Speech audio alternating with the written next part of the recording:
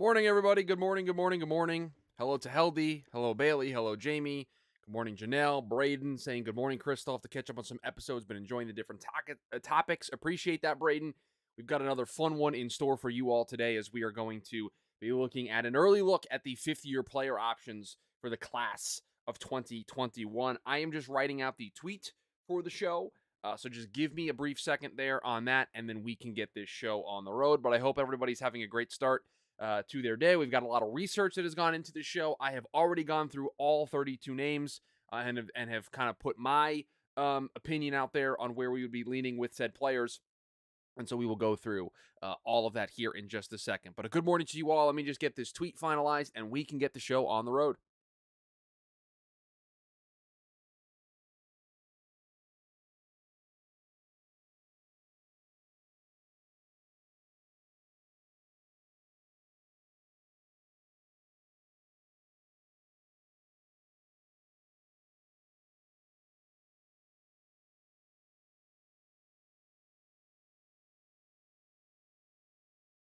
Okay, tweet sent. We are ready to go. A very quick pre-show conversation for us to have here.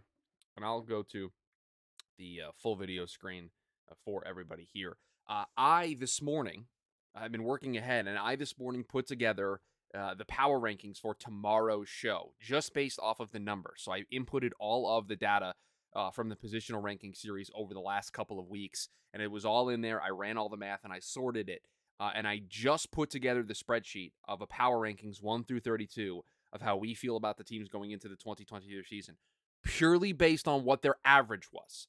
So it doesn't take into account any of the context that we want to add of putting a team that we like the quarterback or coach situation a little bit better, or we think they're better at some key positions. It is just strictly based on the math and any ties, because there were a couple. The default that I went to was I put the team with the better quarterback, the better ranked quarterback room in front.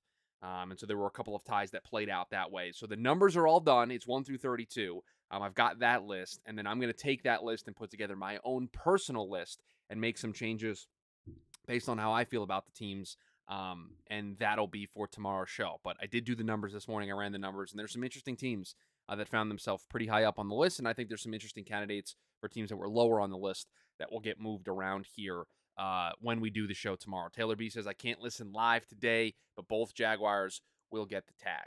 You know, Taylor B, I appreciate you coming in here and at least saying something at the top of the show. So I have to get everything sorted out here from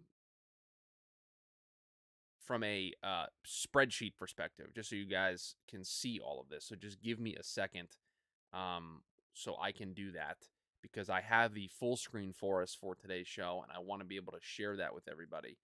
So we've got that.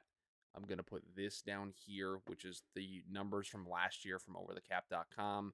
And then I need to pull up the stream so I can make sure that everything is going well there. I have it all muted, and so we are good to go. Okay, sorry about that, folks. A little technical stuff here at the start of the show. But if you're ready, I'm ready. Got the trusty water here, ready to go as we discuss fifth-year player options for 2020, the 2021 draft class. So here we go. And welcome in to the Thursday edition of the TDN Daily podcast. Chris Schubert back with you here once again on the show.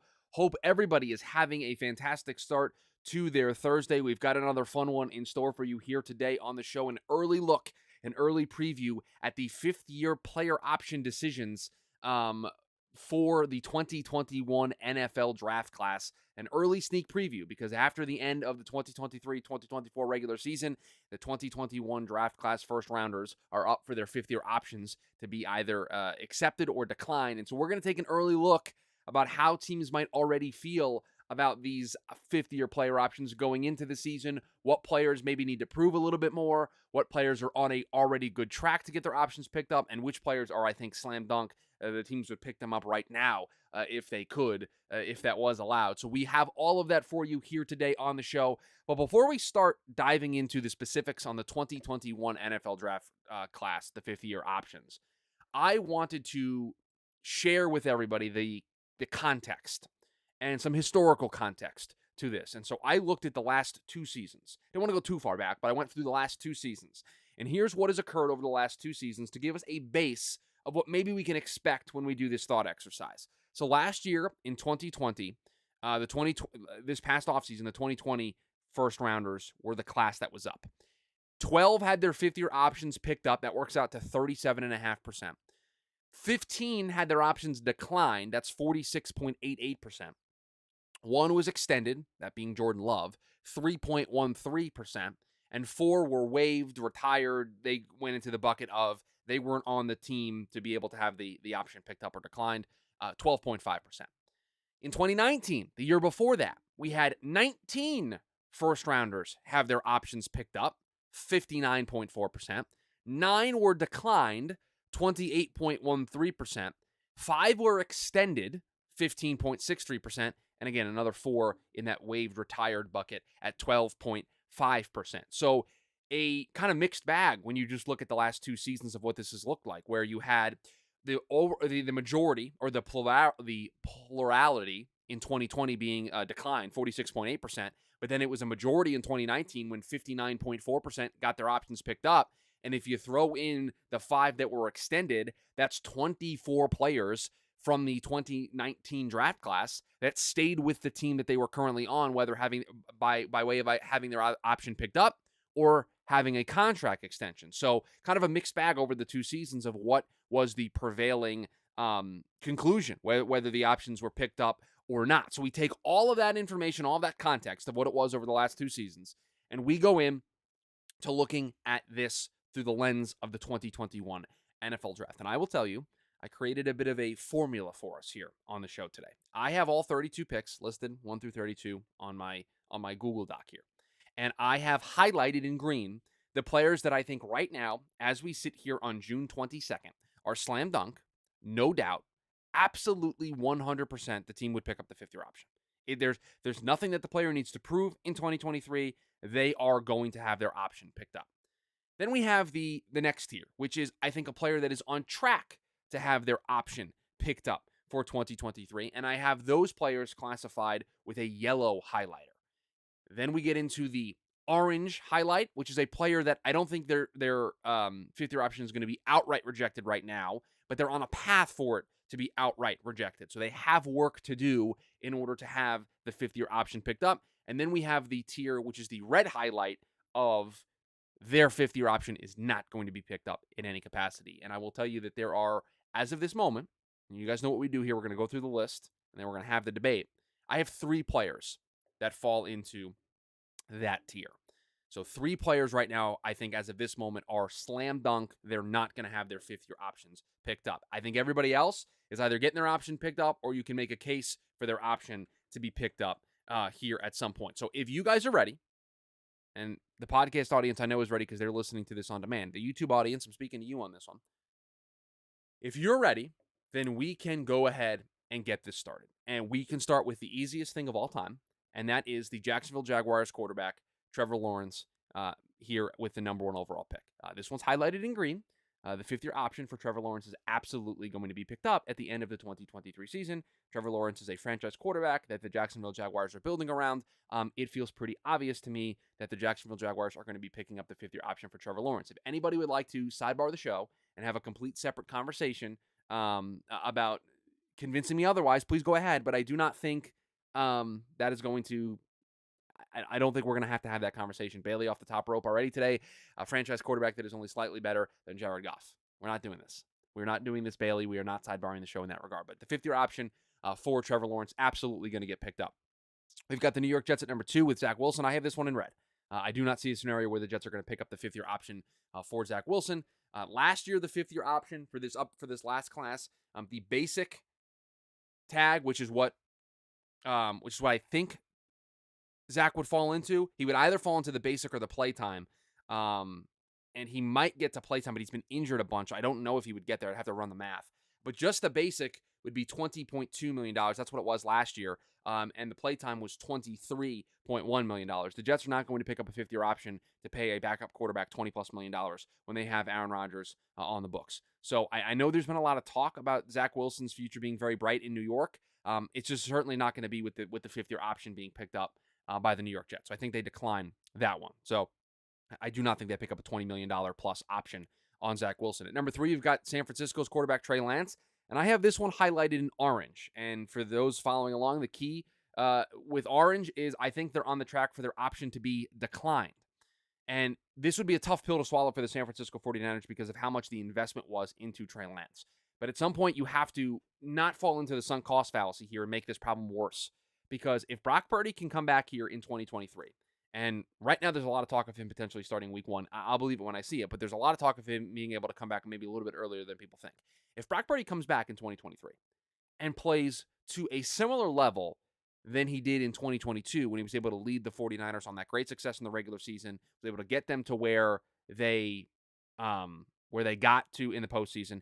If Brock Purdy comes back and plays close to that level, I don't know how you don't just reset your money at the quarterback position and not pay Trey Lance and move on from him.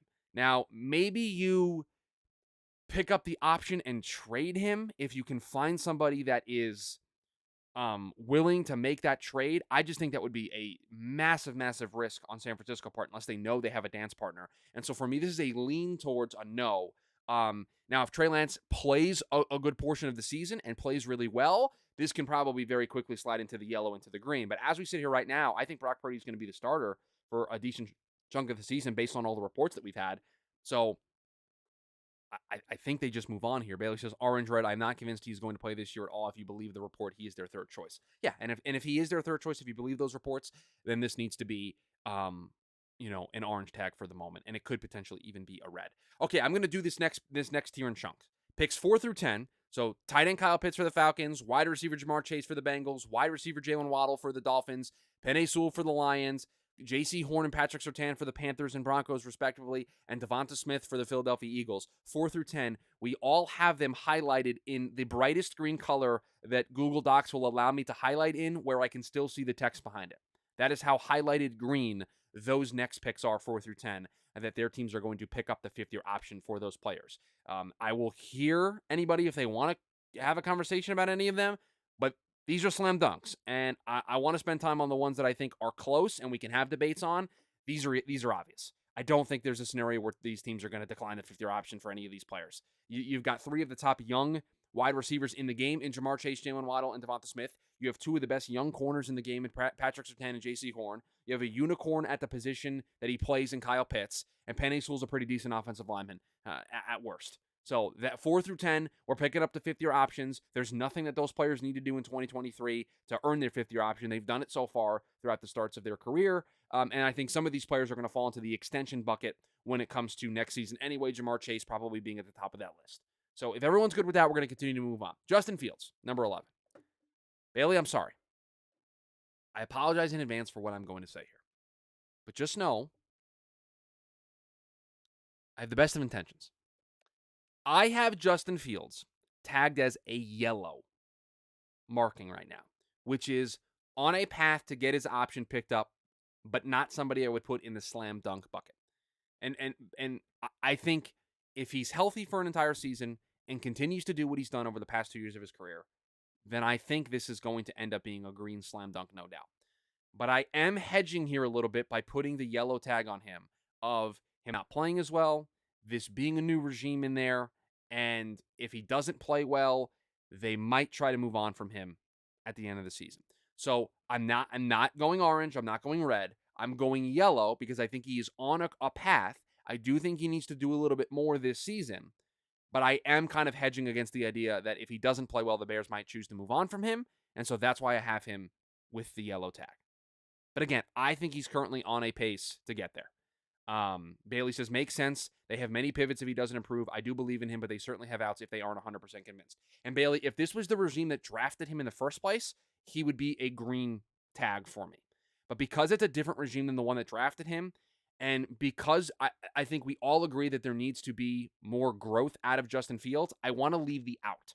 And again, I think I would pick up the fifth-year option if I had if the information that we have right now I had to make a decision on, I would pick it up, but I'm kind of hedging against the idea that they might move on from him. And so that's the only reason why it's a yellow. Again, it's yellow, but it would more than likely be a green. I never considered the orange or the red tag for him. Eugene says, what do we say about Kyle Pitts? He was a green, so he was a lock. Bailey says it isn't 100%, so it can't be green. All the others so far have been. Okay, I appreciate you understanding the logic, Bailey. I didn't want to cause too much drama there again, because I'm not. It's not like I'm anti Justin Fields. I'm just not as big of a believer as other people are in this juncture. But I think he's on a very good path. The next three are all green. They're all locks. Micah Parsons for the Cowboys, Rashawn Slater for the Chargers, and Elijah Vera Tucker for the New York Jets. Those are the next three for me here, 12, 13, and 14, and they're all green. I think they are. Micah Parsons is a slam dunk. Rashawn Slater is a slam dunk. Maybe people might want to push back on Elijah Vera Tucker, but he's the Jets' best offensive lineman when he's healthy, and he's shown an ability to play 4 of the 5 spots along the offensive line. And so the Jets are going to pick that up, especially because they're more than likely not going to be picking up Zach Wilson's 5th-year option. So they're going to have some excess cash, and so that can go toward Elijah Vera Tucker picking him up because he is their best offensive lineman. So that's 12 through 14. The next two are going to, I think, cause the most debate. So we have New England at 15 with Mac Jones, and we have Arizona at 16 with Zaven Collins. And I tagged Mac Jones as orange, as I think we are trending towards them not picking up the 5th-year option. And I think this is close. I think this is 50-50 between Mac Jones being the orange tag or being the yellow tag. I don't think he's a slam dunk green tag, and he's certainly not a slam dunk red tag. I think this is 50-50 on whether you want to say that he could be there long term or that they could cut bait with him. Last year was bad. There was a lot of drama. There was a lot of behind the scenes stuff. There's a lot of question marks about whether or not the New England Patriots want him as their long-term answer at quarterback. The thing that wants me to put him yellow is Bill O'Brien, and the offense is going to be better. And if he gets back to being the player that he was in his rookie season, then I think they are going to want to stick around with him. But I can't shake the off-the-field stuff, the arguments, the discontent that there has been at times between maybe Mac Jones and the offensive staff and Mac Jones and Bill Belichick last year. That concerns me a little bit. And so I put him yellow because I think that's the path we're currently on, and Mac needs to kind of showcase that he isn't the player that he was last year.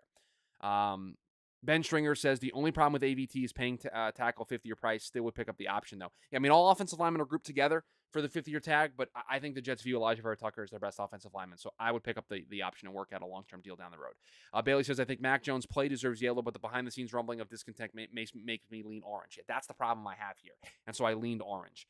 And Zaven Collins is an orange. This could probably be a red, but I think two things are potentially working in Zaven Collins' favor for him to be into the orange tier. New coaching staff that I think might be able to get the most out of him. And so he's a player that absolutely needs to prove something in 2023. And I wonder, different owner, different GM, different coach. They were not here for this. But I wonder if Michael Bidwell remembers exactly what happened, because they are about to repeat the Hassan Reddick thing all over again. And so if Zaven Collins goes out and has a really good year this year, I wonder if they pick up the 5th-year option to give themselves a longer runway of evaluating Zaven Collins in this Jonathan Gannon system. And so that's the only thing, because they didn't pick up the 5th-year option for Hassan Reddick. Hassan Reddick balled out in his last year, the 4th year of his rookie deal, and then has gone on to be great when he was in Carolina, and he's one of the best pass rushers in all of football with what he's done with Philly. And I wonder if in the back of Michael Bidwell's mind that thought permeates a little bit, and he thinks about that. Now, again, Monty Ossenfort and Jonathan Gannon were not here for that, but I'm sure they're going to be aware of the context around that situation. So I have him as a lean orange, and that's really the only way that I can get to him being at that point. I just don't know if Gannon values linebacker enough to give the okay on the tag. Well, I think they're going to use Zaven more as a... We'll see, but I think they're going to utilize him more as a pass rusher than more of a true linebacker. But we'll see how it plays out. We'll see how they ultimately utilize him. Alex Leatherwood gets a red tag. I mean, there is no 5th-year option for him because he was cut by the Raiders, and then the Bears picked him up, so nothing we can do there.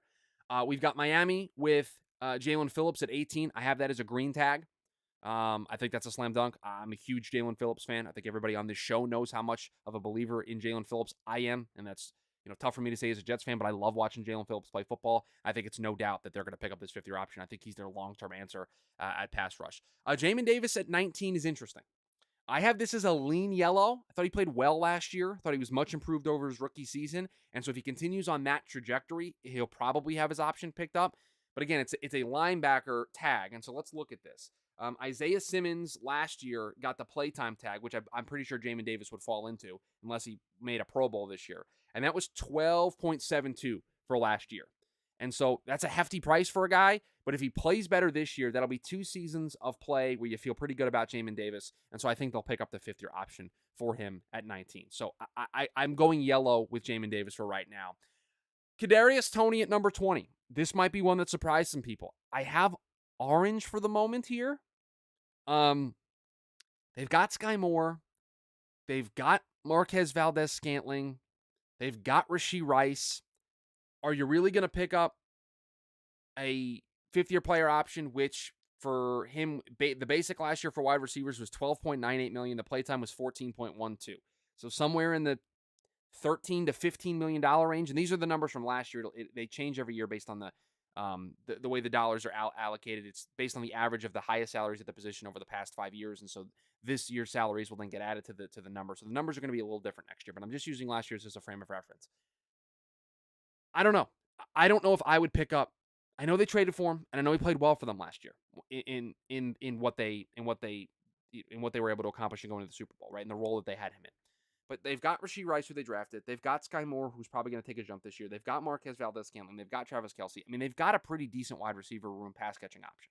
So I had orange for this, and I know that's going to be a shock considering what they gave up to get him. They gave up, what, a third that then the Giants turn around and used to get Darren Waller. But I lean orange on this one. Bailey says, I think the Chiefs think they can piece together the wide receiver core around Mahomes as long as they keep him upright with an elite offensive line. Makes me lean orange. Also injuries. Yeah, I think that's the approach they're going to take. As long as they have Mahomes, and really as long as they have Travis Kelce, I think they're going to be able to believe that they can piecemeal the wide receiver core together with other guys that are willing to come in on a lesser salary to play with Patrick Mahomes and have an opportunity to win a Super Bowl. And so their investment dollars are going to go elsewhere. They're probably going to go in the offensive line. They're going to go in bolstering that defense. That's the way it's going to work. So I have a lean orange for Kadarius Toney right now. LD, this one's for you. We got the Indianapolis Colts. We got Kwity Paye. I got this one in green. I think this is a slam dunk. He's probably their best pass rusher. They need to have him in the building. So I have this one as a green. Maybe this should be a yellow, but I think this is a slam dunk, no doubter.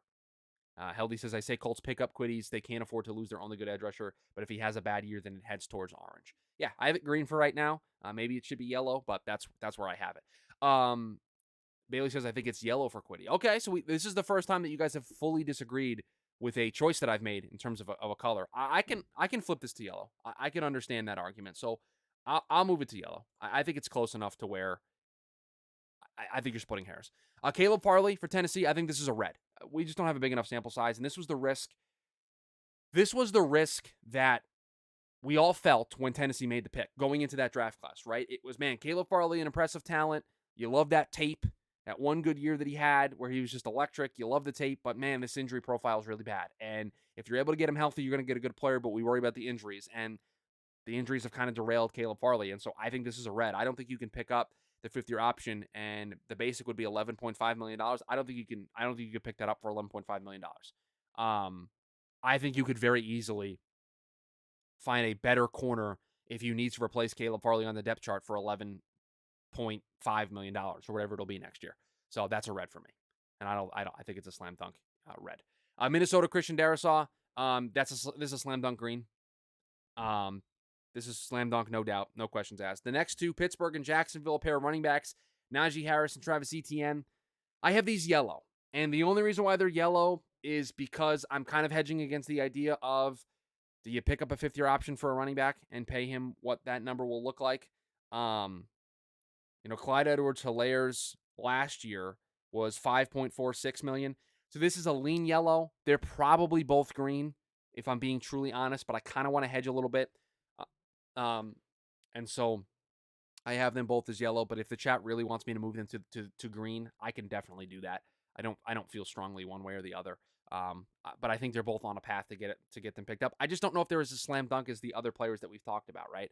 Are they a slam dunk as, Patrick Surtain, J.C. Horn, Penei Sewell, Jalen Waddle, Kyle Pitts, Jamar Chase, Trevor Lawrence? Like, do we feel as convicted in those as those players in the slam dunk cases as they were with Najee Harris and Travis Etienne? I mean, I know Etienne had a great year last year. And so that's probably a green, but I have them both as yellow just because of the position. And I feel okay with that. We've got Greg Newsome for Cleveland at 26. I think this is a slam dunk. I have this as a green. He's one of their better corners, if not their best corner in that room, and they need him to be the stalwart of that defense. So I have him as a green. 27 and 28, we've got Baltimore with Rashad Bateman, and we've got New Orleans with Peyton Turner. I have these both as orange right now. I'm leaning towards no. With Bateman, it's the injuries, and he just can't be on the field. And if Zay Flowers continues to develop the way that they think he can, then they've got themselves a true wide receiver one. They've got Mark Andrews in that room as well. I'm sure they can probably piecemeal the rest of that room. They could potentially just bring Odell Beckham Jr. back if he has a good season, or they could just go out on the market and find another wide receiver. So I know they're a team that is pressed for wide receiver help, but right now, how I would evaluate this is Bateman has a lot of work to do to get this fifth-year option picked up. And so if that is the parameters that we're setting, that he has work to do in order for it to get picked up, we got to put it in the orange bucket. And I've got the same for Peyton Turner. I think the Saints are probably they're not at liberty to kind of give up on pass rush depth at this point. But Ben says it in the chat, Turner's going to have a huge season to get it picked up with the cap situation. It's been a while since we've talked about it here on the show and what the Saints do with the cap, but it's probably worth mentioning they're going to have to move players around and do the thing that they do every year with restructuring deals. The number 4 edge defensive end for basic was 12.14 last year and 13.2 for playtime. I think Turner would fall into the playtime bucket. I don't have the exact snap counts in front of me. $13.2 million for a guy that, if you don't really truly believe in him, is a lot of money for a team that's got the cap implications that the Saints do. And so he's going to need a good season. So that's a lean towards a no. I've got the next 3 guys as yellow. Eric Stokes, Gregory Rousseau, Odafe Owe. We've all got yellow. We're leaning towards picking him up, but I'm hedging a little bit. Janelle says Stokes needs to prove he didn't lose a step with the Lisfranc injury. He also didn't play well before the injury. This is a prove-it year. I would put him orange. And then Heldy says Odafe Owe is orange to me. Rousseau can be green for me, honestly. Okay.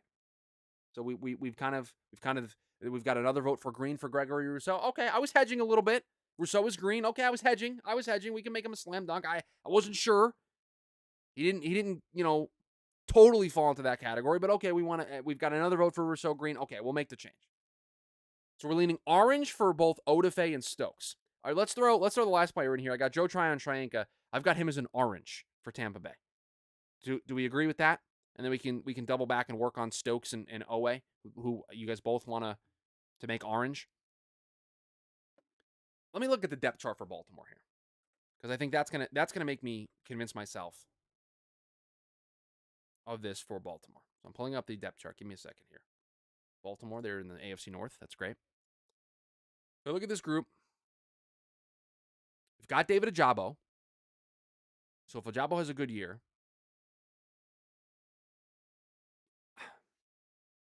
I think I can get here with Owe, because if Ojabo plays well, then they might be okay with moving on from him. So Owe will go to orange, and we have a Packers fan saying we should move orange for Stokes, so I'll do that. Price tag will be rich for what Owe brings. Yes, it will be.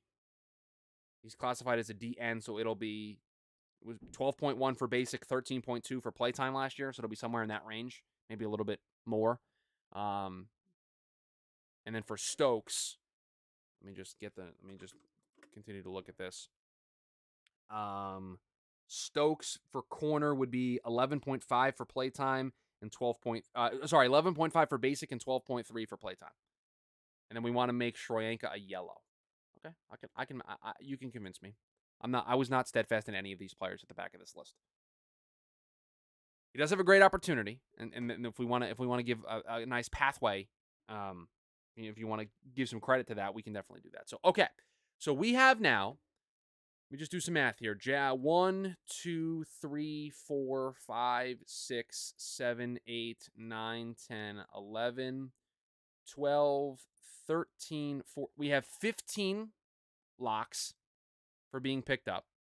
We have 1, 2, 3, 4, 5, 6. 6 leans. So 6 yellows. We've got 1, 2, 3, 4, 5, 6, 7, 8. We've got 8 leans towards decline. And we've got 3 outright decline. And I didn't think we were going to disagree on the 3 outright decline. So remember, in 2020, it was 12 got picked up, 15 were declined, one was extended, 4 were waived. So if you add the extended into the picked up, 13 stayed with their original team, 15 were declined. I guess 13 got their options picked up in some capacity and stayed with the team that currently had them. And then 15 were declined. And then in 2019, 19 plus 5 is 24. And then we've got 9 declined. And so we have 15 plus 6. We've got 21 potentially getting picked up. And we have 11 getting declined.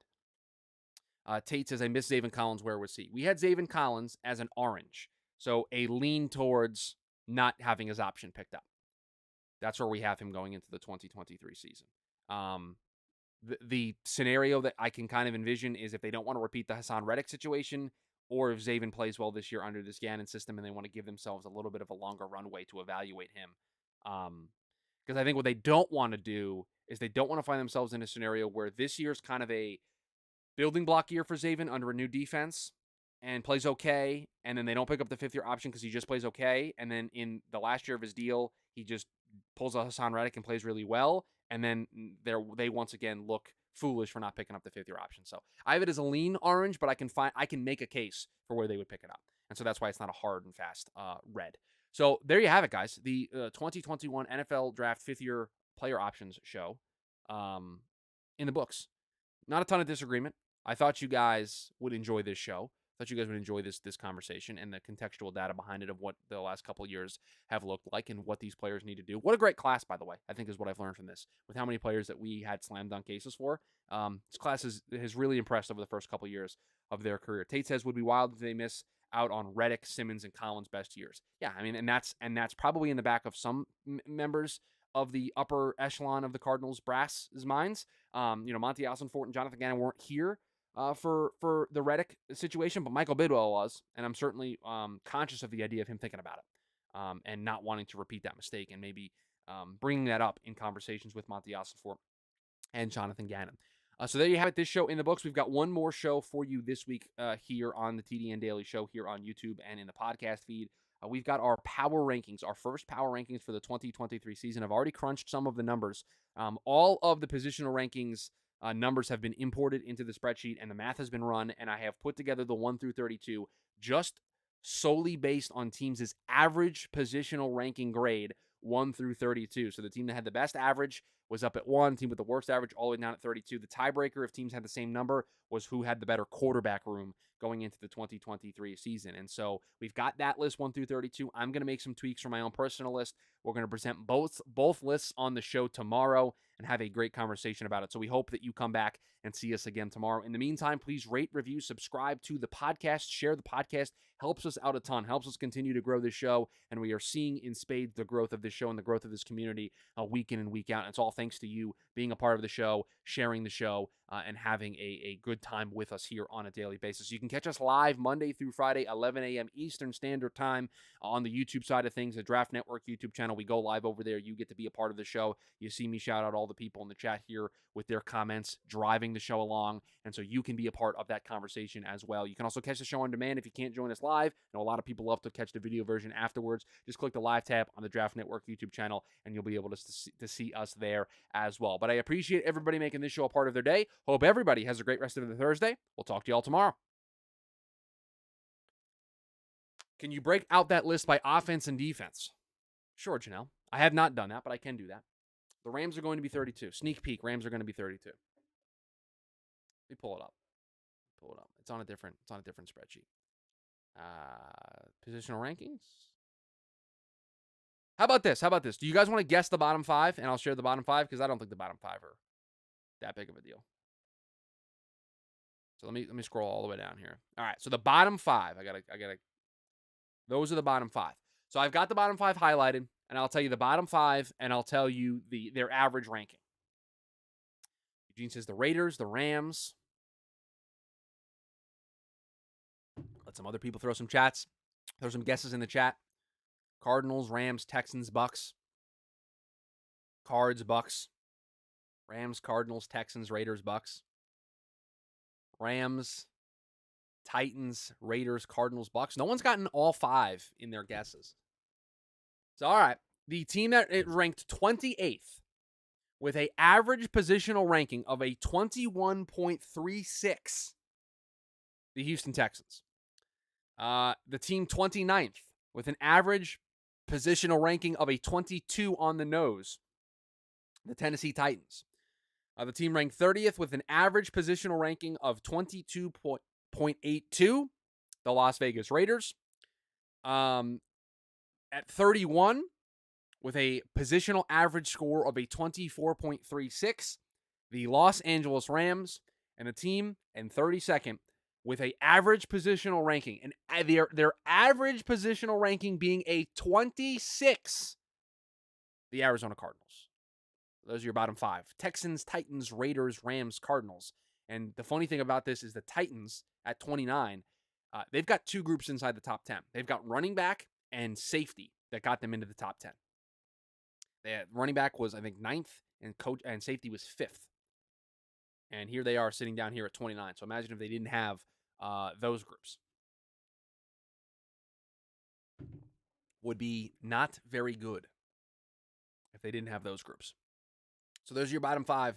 And again, with ties, if there were ties, and there were a couple, I had quarterback room break the tie. So in poor theory, the Cardinals could have picks 1 and 5.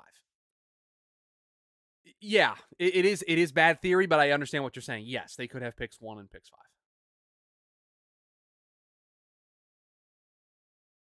And again, these are not my official power rankings, because there are some teams that are ranked pretty high that I'm probably going to be lower on than the positional rankings bear out. And so we're going to make some changes, but I do want to have a strictly numbers-based list, and then how I would order it based on how I feel about certain position groups and prioritizing things like quarterback and coaching and things like that. So, Ellie, are you very excited? Are you very excited for the NBA draft tonight?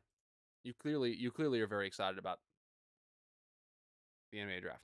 How effective will Swift be for the Eagles? Well, the Ronin, I think it's one of those questions that we have to kind of see. It's a pretty crowded running back room, and we know they're going to run the ball with Jalen Hurts a lot, and they're going to run the ball pretty regularly with the group that they have. And so I want to see the snap counts and see how they deploy these guys before I'm willing to say how effective he's going to be. But I don't think they traded for him if they didn't think they could get much out of him. Tate, any team near the bottom you expect to outperform their ranking? Define bottom, Tate. Define the bottom. You mean like 20 and below?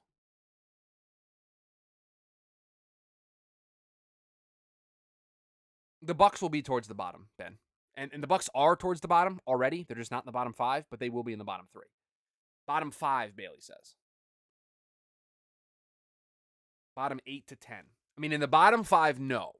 Texans, Titans, Raiders, Rams, Cardinals. I don't expect any of those teams to outperform their ranking. Bottom 8 to 10, so that's 5. That would be team 6. They're a no. Team 7 is a no. Team 8, team 9, team 10.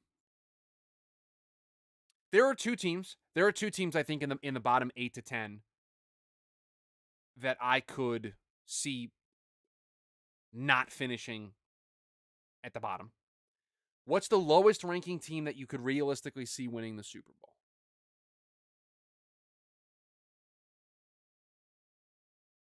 What's the lowest ranking team that you could realistically see winning the Super Bowl?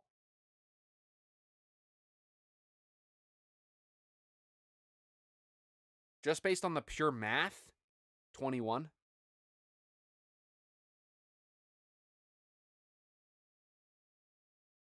Maybe 18. What's the lowest ranking team that if you added Mahomes to them, you think could win the Super Bowl?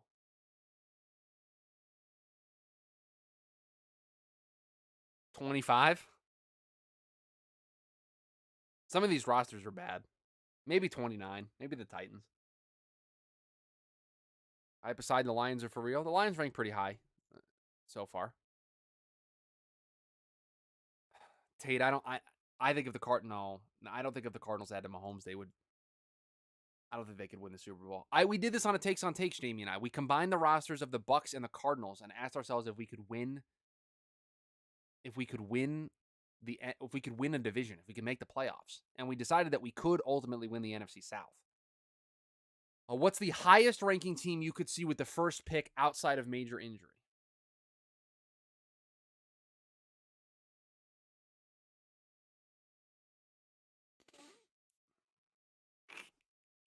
I don't think they're going to be bad enough, but they're in contention. If that falls off a cliff, they could. I'm glad that you guys can't see the list here. Um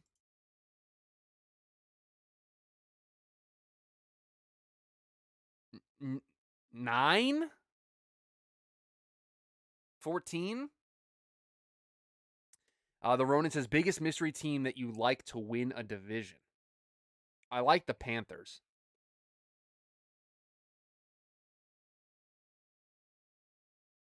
I'm all in on the Panthers potentially being a surprise to win the division this year. This is coming from a Derek Carr stan who's going to root for him every single game he plays in New Orleans, but I think Carolina might be good enough in year one to win enough games to make the playoffs. I think they're improved from a year ago, and they almost snuck in last year. So they would be my mystery team. But to answer the question of what's the highest ranked, Jamie loves the Falcons. Well,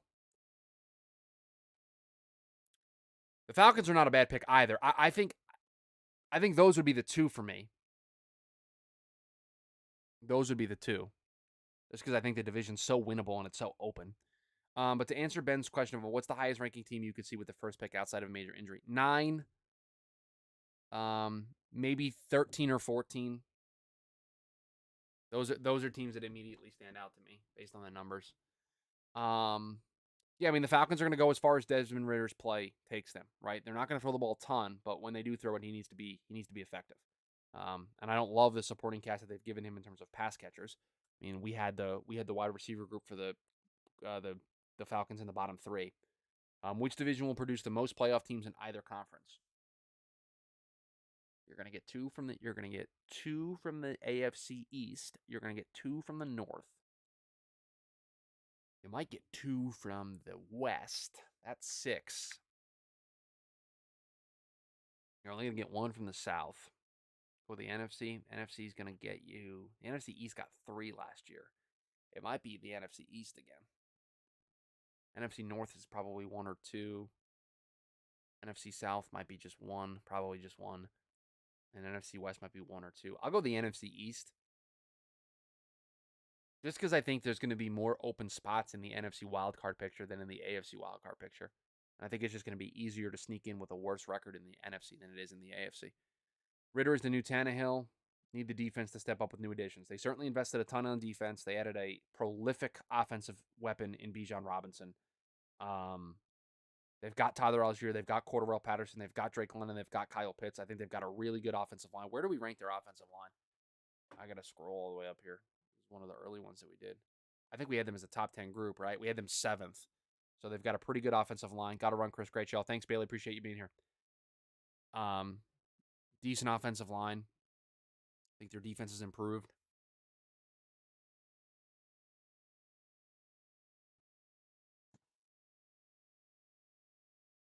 But yeah, looking forward to tomorrow's show. Looking forward to sharing the full rankings based on the numbers. And I'll break them out into just offenses and defenses, and then I'll have my rankings as well. But I have to edit this show for the podcast audience, and I have to go record some prospects and props episodes with Jamie Eisner. So I've got to run. I've got to get out of here, everybody. I hope you all have a fantastic rest of your day. Appreciate every single one of you being here. Please come on back and see us again tomorrow. We've got a fun one to close out the week that I think you're going to want to be a part of when we release our first power rankings for the 2023 season here in June. And so everybody can get upset at June power rankings here ahead of the start of the season. But appreciate everybody being here. Hope you all had a great time on the show today. Hope you all have a great rest of your day, and I'll talk to you all tomorrow.